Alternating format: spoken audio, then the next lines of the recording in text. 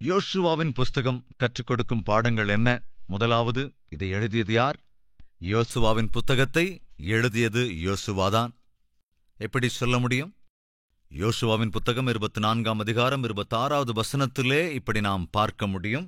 இந்த வார்த்தைகளை யோசுவா தேவனுடைய நியாயப்பிரமாண புஸ்தகத்தில் எழுதி ஒரு பெரிய கல்லை எடுத்து அதை அங்கே கர்த்தருடைய பரிசுத்த ஸ்தலத்தின் அருகே இருந்த கர்வாலி மரத்தின் கீழ் நாட்டி எல்லா ஜனங்களையும் நோக்கி, கவனிங்க, இதோ யோசுவா இங்கே சொல்லுகிறான், தான் அந்த புஸ்தகத்தை எழுதினேன் என்று சொல்லுகிறான். எனவே முதலாவது, யோசுவாதான் இந்த புத்தகத்தை எழுதியவன். அடுத்து, யோசுவா என்ற பெயரின் அர்த்தம், மோசேயோட பெயருக்கு அர்த்தத்தை பார்த்தோம்ல, அதுக்கு என்ன அர்த்தம்? தண்ணீரிலிருந்து எடுக்கப்பட்ட. ஏனென்றால் நைல் நதியிலிருந்து பார்வோனின் குமாரத்தி மோசேயை எடுத்ததினாலே மோசே என்று பெயரிட்டாள். தண்ணீரிலிருந்து எடுக்கப்பட்டதினாலே மோசே என்ற பெயரை சொன்னாள். அதேபோல யோசுவா என்ற பெயரின் அர்த்தம் என்னவென்றால், சிம்பிளா அதை சொல்லணும்னா ரட்சிப்பு. இன்னும் கொஞ்சம் விவரமா பார்த்தோம்னா கர்த்தர் ரட்சிக்கின்றவர். சரி, இயேசு என்று சொல்லுகிறோம் அல்லவா? இயேசு என்கிற அந்த பெயர் எங்கிருந்து வந்தது அப்படின்னா, யெசுவா அல்லது யோசுவா. அப்ப இயேசு என்ற பெயருக்கு என்ன அர்த்தம்? ரட்சகர். யெசுவா என்ற பெயருக்கு அர்த்தம் என்னவென்றால் கர்த்தரே ரட்சிக்கிறவர். அப்படின்னா கர்த்தர் தான் ரட்சகர். அந்த யெசுவா என்ற பெயரிலிருந்துதான் இயேசு என்ற பெயர் வந்தது. யெசுவா, யோசுவா, அதோட ஷார்ட் ஃபார்ம் யெசுவா, அதோட ஷார்ட் ஃபார்ம் இயேசு. யோசுவா என்றாலும் யெசுவா என்றாலும் இயேசு என்றாலும் அதற்கான அர்த்தம் ஒன்றுதான், ரட்சகர், ரட்சிப்பு. எத்தனாவது புத்தகம்? பரிசுத்த வேதாகமத்திலே இது 6வது புத்தகம். இதில் இருக்கிற அதிகாரங்களின் எண்ணிக்கை 24. எத்தனை வசனங்கள்? 658 வசனங்கள். எத்தனை வார்த்தைகள்? 18,858 வார்த்தைகள். சரி, அதைத் தொடர்ந்து நாம் பார்த்து கற்றுக்கொள்ள வேண்டியது 24 அதிகாரங்கள் இருக்கிறதல்லவா? அவைகளை எப்படி டிவைட் பண்ணலான்னா, முதலாவது அதிகாரத்திலிருந்து 5ஆம் அதிகாரம் வரைக்கும் கவனிங்க. தேவன் யோசுவாவினிடத்திலே சொல்லிவிட்டார் என்னவென்று, யோசுவா, நீ மிதிக்கிற எல்லா இடத்தையும் நான் உனக்கு அருளுவேன் என்று. நீ புறப்படு, பயப்படாத, நான் உன்னோட கூட இருக்கிறேன். நீ செய்ய வேண்டியதெல்லாம் நான் உனக்கு கற்றுக் கொடுத்தபடி நியாயப்பிரமாணங்களை தியானிக்க வேண்டும். அந்த நியாயப்பிரமாணங்களின்படி வாழ வேண்டும். அதே நியாயப்பிரமாணத்தை போதிக்கவும் வேண்டும். இரவும் பகலும் அதை தியானிக்க வேண்டும். அதன்படி நீ வாழ வேண்டும். அதையே போதிக்கவும் வேண்டும். நான் சொல்லும்படி செய், அது போதும். எனவே யோசுவா என்ன செய்யறான்? கவனிங்க. வாக்குத்தத்த பூமிக்கு போக போறாங்க. ஆனா அந்த வாக்குத்தத்த பூமி ஏற்கனவே ஏராளமான ஜனங்களினால், ஏராளமான தேசங்களினால் அது ஆக்கிரமிக்கப்பட்டிருந்தது. இப்ப அந்த தேசத்துக்கு போகணும்னா, உங்களுக்கு நினைவு இருக்குல்ல, என்னாகமம் புத்தகத்திலே அந்த தேசத்தை போய் வேவு பார்த்து வருவதற்காக 12 பேரை அனுப்பும்போது அந்த தேசத்துக்குள்ள போய், அப்போ இது பாலும் தேனும் ஓடுகிற தேசம்தான், உண்மைதான். ஆனால் அதை நம்மால் சுதந்தரிக்க முடியாது. காரணம் என்னவென்ற, ஐயோ, ஏனாக்கியர்கள் அங்கே இருக்கிறார்கள், பெரிய பெரிய தேகத்தையுடையவர்கள், மிகுந்த பலவான்கள் அங்கே இருக்கிறார்கள். அவர்களை பார்க்கிற போது அவங்களுக்கு முன்னால நாங்க வெட்டுக்கிளிகளைப் போல இருந்தோம். என்னாகும் புத்தகத்தில் நாம எல்லாவற்றையும் தியானித்தோம். இந்த 10 பேர் என்ன சொன்னாங்க? அவங்களுக்கு முன்னால நாங்க வெட்டுக்கிளிகளை மாதிரி இருக்கிறோம், அவங்களுக்கு முன்னால ஒண்ணுமே இல்ல, சான்ஸ் கிடையாது, அவங்களை ஜெயிக்கும் சான்ஸே கிடையாது என்று பயப்படுத்தி விட்டார்கள். ஆனால் யோசுவா ஆல்ரெடி அங்கே போயிருக்கிறான். எல்லாவற்றையும் கவனித்தான். என்ன சொன்னான்? கட்டாயம் நாம் அந்த தேசத்தை, அந்த பூமியை சுதந்தரித்துக் கொள்ளுவோம் நம்பினான். கவனிங்க. இப்ப தேசத்துக்குள்ள அடியெடுத்து வைக்க போகின்ற யோசுவா தன்னோடே கூட இருக்கின்ற அந்த இளைய தலைமுறையினரை ஆயத்தப்படுத்துகிறான். கெட் ரெடி, நாம் தேசத்துக்குள் நுழையப் போகிறோம். சத்துருக்கள் அங்கே இருக்கின்றார்கள், நமக்கு எதிராய் எழும்புவார்கள், நீங்கள் பயப்படக்கூடாது. டோன்ட் பி அஃப்ரைட், தேவன் நம்மோடே கூட இருக்கிறார், நமக்கு அவரே ஜெயத்தை அருளுவார் என்று சொல்லி, இந்த முதல் 3 அதிகாரங்களிலே நாம் தெளிவாக என்ன பார்க்கிறோம் என்றால், ஆயத்தப்படுத்துதல். தன்னுடைய ஜனத்தை, தன்னோடே கூட அந்த இளைய சமுதாயத்தினர் எல்லோரையும் ஆயத்தப்படுத்துகிறான். முதல் 5 அதிகாரங்களில் 6 முதல் 12வது அதிகாரம் வரைக்கும் அங்கே நாம் என்ன பார்க்கிறோம்? யோசுவா தான் பிரவேசித்தது மட்டுமல்லாது அங்கே இருந்த ஒவ்வொருவராய் மேற்கொள்ள ஆரம்பிக்கிறான். ஜெயித்து கொண்டே போகிறான். எஷ் மத்தியில ஒரு சின்ன பட்டணத்தை மேற்கொள்ள முடியல. அந்த பட்டணத்தோட பேர் என்ன தெரியுமா? ஆய் என்கின்ற அந்த பட்டணத்தை இவங்களால ஜெயிக்க முடியல. கொஞ்சம் கவனிச்சு பாருங்க. எரிகோ பட்டணத்தை ஜெயிச்சிட்டாங்க. எரிகோ பட்டணத்தை ஈஸியா தகர்த்துட்டாங்க. எரிகோ ஒரு மகா பெரிய பட்டணம். பேர்பட்ட பட்டணத்தையே மேற்கொண்டாச்சு. மேற்கொண்டு ஜெயிச்சு சந்தோஷத்தோட வர்றாங்க. ஆனா ஆயி என்ற பெயருடைய ஒரு சின்ன பட்டணத்தை ஜெயிக்க முடியவில்லை. சிலர் இறந்து போனார்கள். யோசுவா தன் வஸ்திரங்களை எல்லாம் கிழித்து கொண்டான். தேவனிடத்திலே வந்து மன்றாடிய போது தேவன் அவனுக்கு சொன்னார், யோசுவா, உங்கள் எல்லோரையும் வாக்குத்தத்த பூமிக்கு நான் கொண்டு போய் கொண்டிருக்கிறேன். ஆனால் பாவம் செய்து விட்டீர்களா? ஐயா, நாங்க என்ன பாவம் செஞ்ச ஆண்டவரே? உங்களில் ஒருவன் பாவம் செய்து விட்டான். யார் அவன்? ஆகான் என்கிற ஒருவன் பாவம் செய்து விட்டான். அவன் செய்த பாவம் என்ன? சகோதரர்களே, சகோதரிகளே, சந்தர்ப்பம் வந்ததுனால நான் சொல்றேன், நல்லா கவனிங்க. ஆகான் செய்த பாவம் என்ன? எரிகோ பட்டணம் பாவம் நிறைந்த சபிக்கப்பட்ட பட்டணம். அங்க போய் நீங்க எல்லாவற்றையும் எரித்து விட வேண்டுமானால் வெள்ளி பொன் இவைகளை மாத்திரம் விட்டுவிட வேண்டும், அவைகள் தேவனுக்குரியது என்றார். அந்த வெள்ளியையும் பொன்னையும் எடுத்துக்கொண்டு வந்து என்னுடைய பொக்கிஷத்திலே கொண்டு வந்து வைக்க வேண்டும். அவைகள் என் ஆலயத்துக்கு கொண்டு வரப்பட வேண்டியவைகள், எனவே நீங்கள் தொடக்கூடாது, எடுத்துக்கொள்ளக்கூடாது தேவன் சொன்னார். ஆனால் ஆகான் என்பவன் என்ன செய்கிறான்? எரிகோ பட்டணத்துக்கு போயிருந்த போது அங்கே அவன் பொன் பாளங்களை கண்டானாம். அந்த பொன் பாளங்களை, கம்பிகளை பார்க்கிற போது அவன் என்ன செஞ்சிருக்கணும்?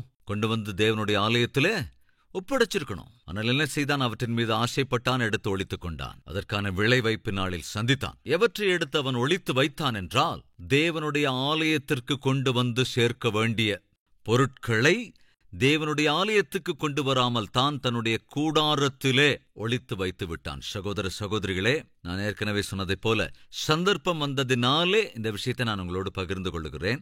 தசமபாகம் என்பது தேவனுடைய சந்நிதிக்கு, தேவனுடைய ஆலயத்திற்கு கொண்டு வர வேண்டியவை.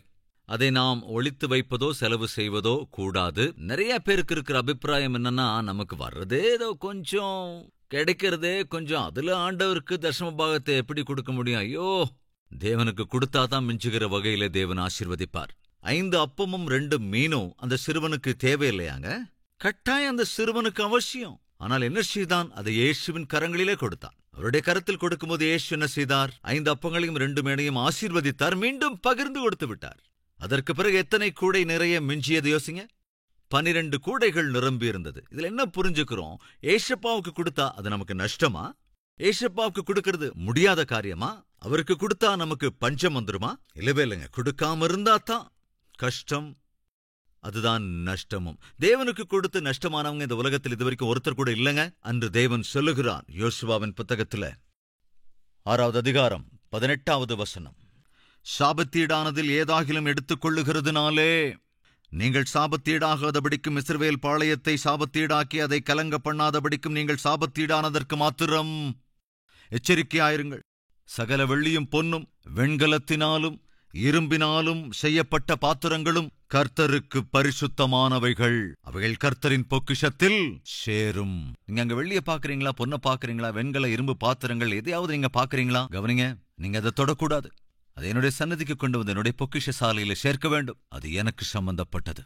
ஆனால் தேவனுடைய சந்நிதிக்கு, தேவனுடைய பொக்கிஷத்துக்கு கொண்டு வந்து சேர்க்க வேண்டிய பொன் பாளங்களை ஆகான் எடுத்து என்ன செய்தான்? ஒளித்து வைத்துக் கொண்டு என்ன நடந்தது? அந்த ஆகானால் இஸ்ரவேலின் தேசமே, அந்த ஜனங்கள் தோற்றுப்போனார்கள். அநேகம் பேர் செத்துப்போனார்கள். யோசுவாவுக்கு ஒன்னும் புரியல. எரிகோவை போன்ற மகா பட்டணத்தையே ஜெயிச்சிட்டோம், இந்த சின்ன பட்டணத்தை ஜெயிக்க முடியாம போச்சே. சகோதர சகோதரிகளே, நாம் தேவனுக்கு விரோதமாக நடந்து கொண்டால், தேவன் சொன்னதை நாம் செய்யாமல் போனால் நம்முடைய வாழ்க்கையில தோற்று போயிடுவோம். சின்ன சின்ன விஷயங்கள் கூட தோத்து போயிடுவோம். நம்மள நிறைய பேர் தோத்துக்கிட்டு இருக்கீங்க. பினான்சியலா தோத்து போறீங்க, வேலை விஷயங்கள்ல தோத்து போறீங்க, படிப்புல தோத்து போறீங்க, ஆரோக்கிய விஷயத்துல, இப்படி அநேக விஷயங்கள்ல தோத்து போயிட்டே இருக்கீங்க. அப்படி தோத்து போறதுக்கு ஒரு காரணம் என்னன்னா, தேவனுக்கு தர வேண்டியவைகளை நாம் ஒளித்து வைப்பதுதான். தேவன் சம்பந்தப்பட்டவைகளை நாம் அபகரித்துக் கொள்ளுகிறோம்.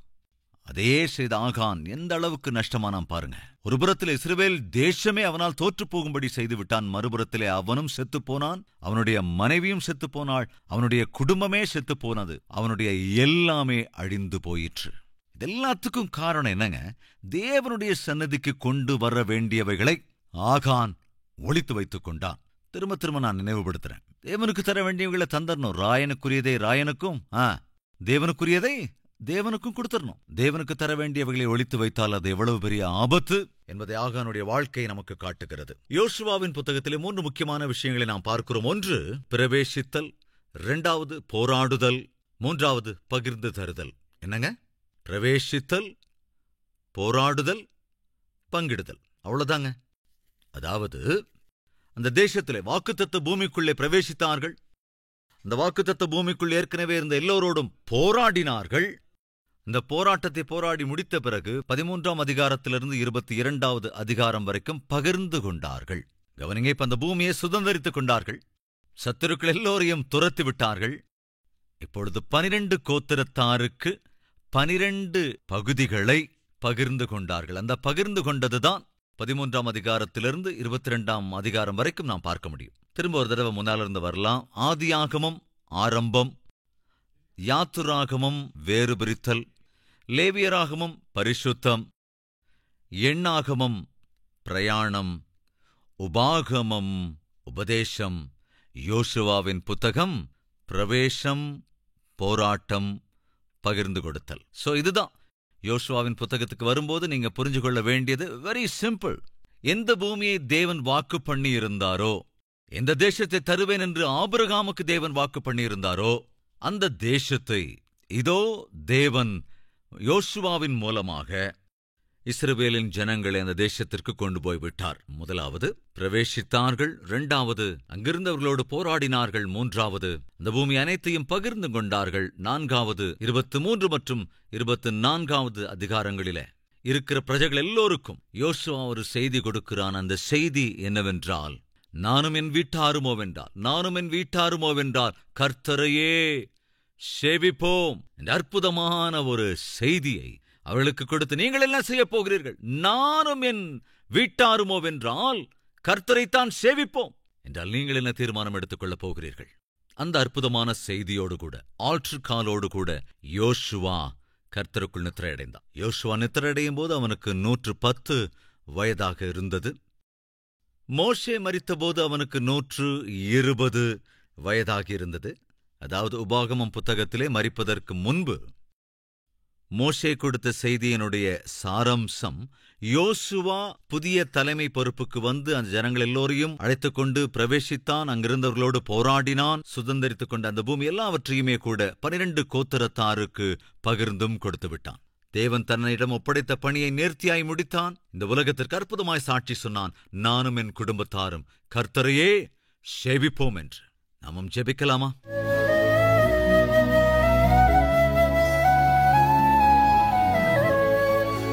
மகா பரிசுத்தமும் அன்பும் நிறைந்த பிதாவே, பரிசுத்த வேதாகமத்தில் இருக்கிற விலையேற பெற்ற சத்தியங்களை எங்களுக்கு கற்றுத் தருவதற்காக உமக்கு நன்றி ராஜா. எங்கள் ஒவ்வொருவரையும் அப்பா பரிசுத்தமாக்குங்க ராஜா.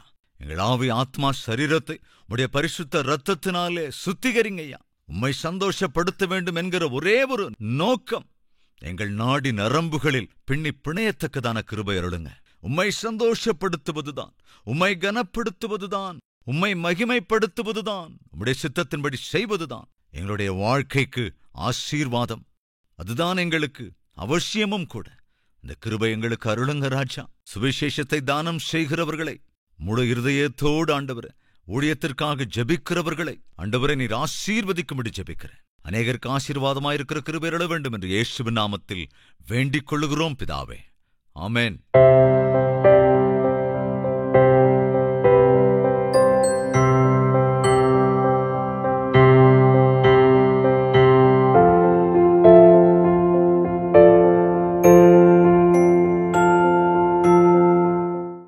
எங்கள் முகவரி: கல்வரி, தபால் பெட்டி எண் 30, குக்கட்பள்ளி, ஹைதராபாத் 72.